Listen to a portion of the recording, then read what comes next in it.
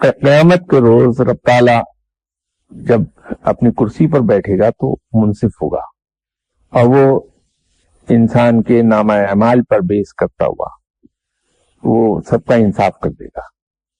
کسی کے ساتھ رتی برابر زیادتی نہیں ہوگی، اور رتی برابر کسی کے ساتھ رو رعایت نہیں ہوگی.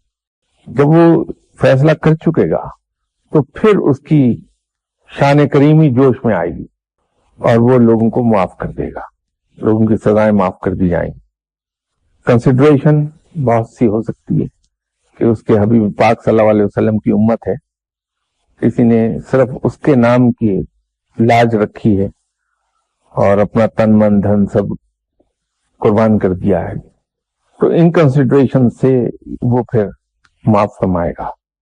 تو دونوں ڈیوٹیز وہ بڑی خوبصورتی سے ادا کرے گا، منصف کی بھی اور کریم ہونے کی بھی.